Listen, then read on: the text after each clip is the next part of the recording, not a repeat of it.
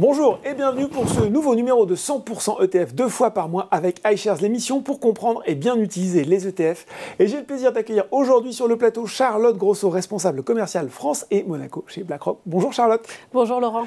Alors, on continue notre thématique 100% ETF jeunes. C'est le 3e numéro. On peut bien sûr retrouver les deux autres sur la page de l'émission 100% ETF sur Boursorama. Et on a fait ce titre un petit peu provoque, qui peut peut-être donner un petit électrochoc. Qu'est-ce qui se passe quand je n'investis pas? Souvent, ce qui se passe quand je n'investis pas, c'est que je perds de l'argent. On va expliquer pourquoi. Bon, quand même, ils vont se dire, ceux qui nous regardent, ça y est, ils veulent faire peur à tout le monde dans 100% ETF parce que moi, j'épargne tous les mois, alors je vois pas bien où il est le problème. Alors, faire peur, non, Laurent, mais peut-être rappeler quelques notions d'investissement importantes. Ça peut être une bonne entrée en matière. Et ce que je voulais rappeler, c'est que beaucoup d'épargnants et a fortiori beaucoup de jeunes qui sont pris dans leur quotidien, qui s'investissent dans leur, par exemple dans le début de leur vie active, et puis qui sont probablement aussi moins informés, parce qu'il faut rappeler qu'en France, il n'y a pas d'éducation financière à l'école. Beaucoup de jeunes ont tendance à ne pas s'occuper de leur argent et tout simplement à le laisser dormir sur leur compte courant. Exactement. En France, on rappelle que les comptes courants ne sont pas rémunérés, donc c'est de l'argent qui ne vous rapporte rien. Donc on l'a vu dans une vidéo précédente, le premier réflexe, quand on est jeune, c'est déjà de se constituer une épargne de précaution. Et pour ça, le livret A peut être une solution. On ne peut avoir qu'un seul livret A par personne, on le rappelle. C'est plafonné à 23 000 €. Et puis aujourd'hui, vous avez un livret A qui vous rapporte un taux de 3%. Donc ça peut paraître déjà pas mal pour le niveau de risque encouru. Mais avec une inflation qui peut rester élevée, et on rappelle qu'en 2022, l'inflation, c'est 6% tout de même, on voit bien que là, le rendement réel de mon livret A, finalement, ce rendement moins l'inflation, j'ai envie de dire, il est très faible, voire négatif quand on regarde l'année 2022. Donc ne pas investir, quand je suis bien cette petite démonstration, ça revient au final à subir cet effet d'érosion, particulièrement d'ailleurs en ce moment, où vous l'avez dit, l'inflation, elle a retrouvé depuis la crise Covid, après la crise Covid, des niveaux particulièrement élevés. Donc effectivement, Laurent, et du coup, laisser dormir son argent sur son compte courant, finalement, ça devient presque un choix actif que l'on fait en fait. Pourquoi est-ce que je dis choix actif ? En fait, c'est finalement prendre la décision de ne pas essayer de faire fructifier son capital. Donc, on subit finalement un manque à gagner potentiel par rapport à si on avait essayé de placer son argent, si on l'avait investi. Alors, bien sûr, il y a toujours ce risque potentiel de perte en capital quand on investit, mais c'est quelque chose qui peut déjà être assez mitigé quand on a un horizon devant soi et puis aussi si on investit de manière bien diversifiée. Mais c'est surtout un choix actif, Laurent, parce que finalement, c'est accepter de laisser en fait une perte de pouvoir d'achat, impacter petit à petit ses économies. Et là, c'est votre point sur l'inflation qui s'établit aujourd'hui à des niveaux beaucoup plus élevés qu'avant. Oui, mais alors ça on le comprend quand vous l'expliquez, Charlotte, mais c'est quand même un petit peu théorique. On n'a pas l'impression, si bien sûr les gens qui le vivent au quotidien le voient en ce moment sur la valse d'étiquette, mais c'est quand même compliqué à percevoir au quotidien cette perte de pouvoir d'achat. Oui, parce que finalement c'est l'ennemi invisible de votre épargne. On ne la ressent pas forcément au quotidien, au jour le jour. C'est plutôt quelque chose dont on va se rendre compte sur le long terme. L'impact, le combat contre l'inflation, il doit se mener sur le long terme parce que c'est là que l'impact est le plus flagrant. Et pour vous donner une illustration justement concrète dans notre vie de tous les jours, je vous invite à regarder le prix des indices à la consommation en France. Si vous regardez depuis le début des années 90 jusqu'à maintenant, avec le pic d'inflation qu'on a connu en mars dernier, ce que l'on voit, c'est que grosso modo, pour le même panier de biens et de services de la vie de tous les jours, aujourd'hui en 2023, il faut débourser quasiment 2 fois plus qu'il y a 30 ans pour s'acheter finalement les mêmes biens, les mêmes services. 2 fois plus qu'il y a 30 ans. 2 fois plus, et donc on voit vraiment l'impact concret sur nos vies et puis surtout l'impact concret que ça peut avoir sur nos projets futurs. Si par exemple on veut s'acheter sa résidence principale ou bien préparer sa retraite, là il est vraiment impératif de faire des choix actifs pour essayer de maintenir son pouvoir d'achat. Et ça peut être fait via, par exemple, aussi des investissements pour dynamiser un petit peu son épargne. Oui, mais alors là, je vous arrête, Charlotte. Parce que investir, c'est bien joli, c'est super. Plus de rendement, souvent plus de rendement. Et on le dit sur 100% ETF, c'est plus de risques. Donc, risquer de perdre le capital que j'essaye justement de faire fructifier, ça donne plus forcément envie tout ça. Alors j'entends tout à fait cet argument. Le risque de perte en capital, il existe bel et bien, on va y revenir. Mais ce que je voudrais tout de même rappeler, c'est qu'en ne faisant rien, en laissant dormir votre argent sur votre compte, pour le coup, c'est 100% de risque de voir on le prend déjà, ce risque, une perte finalement de pouvoir d'achat liée à l'inflation finalement. Donc effectivement, il y a des placements garantis, on l'a mentionné, il y a le livret A, il y a le fonds euro. dont on a vu que le rendement réel aujourd'hui est assez faible, hein, finalement, mais qui vont quand même permettre d'atténuer en partie cette inflation. Mais pour investir et dynamiser son épargne, aller chercher ce supplément de rendement, il y a un petit peu plus de risques en effet, mais il existe un certain nombre de bons principes d'investissement de bon sens qui vont permettre de mitiger un petit peu ce risque, et on pourra y revenir si vous voulez. Petite révision, oui, de ces principes de bon sens, allons-y. Tout d'abord, je dirais qu'il faut vraiment éviter ce que moi j'appelle les placements roulettes du casino, c'est-à-dire tout miser sur le rouge. Voilà, une entreprise qu'on aime bien, hop, on mise tout sur le rouge. Le coup d'après, on mise tout sur le 7 noir, sur la dernière crypto-monnaie à la mode, on va dire.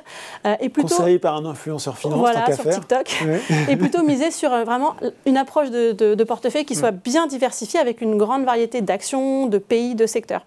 Et vous pouvez faire ça, cette diversification, grâce à l'investissement dans des fonds. Et notamment, vous avez des fonds qui s'appellent les ETF, qui sont des fonds qui vont venir répliquer la performance d'un indice assez large et qui vont vous permettre d'investir dans un grand nombre d'actions en une seule fois. Donc, par exemple, si vous voulez investir dans l'indice MSCI France, ce sont les 60 plus grandes entreprises françaises. Alors, bien sûr, il y a toujours on va dire ce risque de perte en capital parce que c'est des actions. Mais si vous choisissez des actions qui sont bien établies déjà, vous voyez qu'on peut perdre à court terme, et mars 2022 nous l'a d'ailleurs rappelé dans la douleur, mais vous avez des marchés qui ont quand même cette capacité à rebondir sur le long terme. Et l'exemple que j'aime bien prendre, c'est pour un investisseur qui aurait vraiment investi au pire moment en termes de timing, au pire moment du marché, donc c'est-à-dire... avant la crise de 2008, voilà, par exemple. Fin décembre 2000, c'est un très bon exemple. Fin décembre 2008, donc pire moment juste avant la grande crise financière. On se lance. On se lance. Eh bien, même si votre timing est extrêmement mauvais comme en 2008, si l'on regarde 15 ans plus tard, vous auriez tout de même triplé la valeur de votre investissement en investissant au pire moment. Donc ça nous rappelle cette capacité des marchés de rebondir. Et puis, il y a aussi un autre principe qui est important, c'est de rentrer avec des petits montants régulièrement, c'est-à-dire pas investir tout d'un coup, mais plutôt essayer de rentrer dans différents moments du cycle pour justement lisser le risque de son investissement. Alors justement, petit montant, grands effets, je ne sais pas, il y a le fameux adage qui dit les petits ruisseaux font les grandes rivières, pardon, mais est-ce que ça se vérifie? Est-ce que vraiment je peux faire fructifier mon épargne en ayant une somme de départ ou une somme régulière assez modeste? Ah, effectivement, des contributions même modestes, 50 € par mois, mais qui sont régulières, peuvent vraiment finir par générer, pour prendre la métaphore, des grandes rivières, du beau capital sur le long terme. Et pour aider les jeunes justement à se projeter, chez BlackRock, nous avons mis à leur disposition sur notre site internet un outil qui va leur permettre de pouvoir visualiser, simuler comment un investissement qu'ils auraient fait se serait comporté dans le temps. Donc par exemple, qu'est-ce qui se serait passé si j'avais investi 50 € il y a 20 ans? Alors bien sûr, il faut faire attention, on va dire les performances passées ne vont pas forcément présager des rendements futurs, mais c'est vraiment un outil de visualisation, voir comment un placement potentiellement pourrait évoluer dans le temps. Et puis surtout, ce qui est intéressant, c'est que vous pouvez choisir votre placement. Donc regardez par exemple si vous investissez sur un indice mondial très large, vous choisissez votre montant de départ, combien vous voulez mettre chaque mois dans cet ETF, et puis pour combien de temps. Donc c'est vraiment une façon d'étudier son propre cas personnel. Et tout ça est disponible sur notre onglet éducation sur le site de BlackRock France. Bon. Et donc on mettra le lien directement sous cette vidéo, mais moi je brûle de savoir quel est le résultat pour ce jeune qui a fait cette simulation et qui a commencé avec des débuts modestes. Alors justement, sans aucune mise de départ, donc un jeune qui aurait investi 50 € par mois pendant 20 ans, aujourd'hui aurait un capital de plus de 19 600 €. Ça fait à peu près une performance cumulée de 64%, donc c'est déjà un beau résultat. Ça représente à peu près 7 600 € d'intérêt sur son placement. Donc c'est la fameuse barre verte qu'on doit voir sur le graphique à l'écran.